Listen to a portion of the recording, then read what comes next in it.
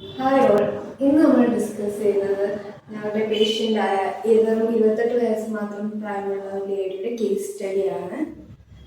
ഈ പേഷ്യൻറ്റിന് 2 years back ഒരു bike accident ഉണ്ടാവുകയാണ്. ആക്സിഡൻറ്റിൻ്റെ ഇമ്പാക്റ്റ് കൊണ്ട് നമ്മുടെ പേഷ്യൻറ്റിന് തൈ ബോൺ ഫ്രാക്ചർ, അതായത് ഫിമറൽ ഷാഫ്റ്റ് ഫ്രാക്ചർ വരികയാണ്. കൂടാതെ ആംഗിൾ ജോയിൻസിനൊക്കെ മറ്റ് പരിക്കുകളും ഉണ്ടായിരുന്നു.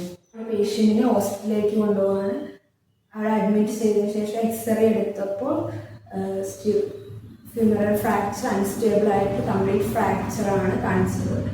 അൺസ്റ്റേബിൾ ഫ്രാക്ചർ ആയതുകൊണ്ട് സർജറി ചെയ്തു. ഇന്റർമെഡലറി നെയിലിംഗ് ആണ് ചെയ്തത്. 3 weeks later rehabilitation phase start ചെയ്തിട്ടുണ്ടായിരുന്നു. ഇനീഷ്യലി ഞങ്ങൾ റേഞ്ച് ഓഫ് മോഷൻ എക്സസൈസ് ആയിരുന്നു സ്റ്റാർട്ട് ചെയ്തത്. ഫസ്റ്റ് ഫേസ് കഴിഞ്ഞ് ഒരു 6 week കഴിഞ്ഞതിന് ശേഷം ബാലൻസ് ട്രെയിനിങ്, സ്ട്രെങ്ത് ട്രെയിനിങ്, പിന്നെ ഗെയിറ്റ് ട്രെയിനിങ് എല്ലാം സ്റ്റാർട്ട് ചെയ്തു. സർജറി കഴിഞ്ഞ് 3 മാസം ആയപ്പോഴത്തന്നെ പേഷ്യൻ്റ് അഡ്വാൻസ്ഡ് ആയിട്ടുള്ള റീഹാബിലിറ്റേഷനിലേക്ക് റെഡി ആയിരുന്നു. അതുകൊണ്ട് തന്നെ ഹൈ ഇൻറ്റൻസിറ്റി ട്രെയിനിങ് ആയിരുന്നു കൊടുത്തിട്ടുണ്ടായിരുന്നത്. 6 മാസത്തെ റീഹാബിലിറ്റേഷൻ പീരീഡിന് ശേഷം വളരെ റിമാർക്കബിൾ ആയിട്ടുള്ള റിക്കവറി തന്നെയാണ് പേഷ്യൻറ്റിന് ഉണ്ടായത്. ഇപ്പോൾ ലെഗിൻ്റെ ഫങ്ഷൻ ആയാലും സ്ട്രെങ്ത് ആയാലും ഗെയിറ്റ് പാറ്റേൺ ആയാലും എല്ലാം നന്നായിട്ട് തന്നെ ഇമ്പ്രൂവ് ആയി. ത്രൂ ഔട്ട് ദി റീഹാബിലിറ്റേഷൻ നമ്മുടെ പേഷ്യൻറ്റിന് ഇമോഷണൽ മെൻ്റൽ സപ്പോർട്ട് ഞങ്ങൾ എപ്പോഴും കൊടുത്തിട്ടുണ്ടായിരുന്നു.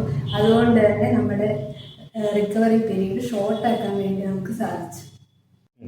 അപ്പോൾ മോറൽ ഓഫ് ദി സ്റ്റോറി, നമ്മൾ എത്ര പെട്ടെന്ന് റീഹാബിലിറ്റേഷൻ സ്റ്റാർട്ട് ചെയ്യുന്നു അത്രയും ഫാസ്റ്റ് ആയിരിക്കും നമ്മളുടെ റിക്കവറി. പിന്നെ സ്വയം ചികിത്സ മാക്സിമം അവോയ്ഡ് ചെയ്യുക. എപ്പോഴും ഒരു ഫിസിയോതെറാപ്പിസ്റ്റിൻ്റെ അഡ്വൈസോട് മാത്രം എക്സസൈസുകൾ ചെയ്യുക.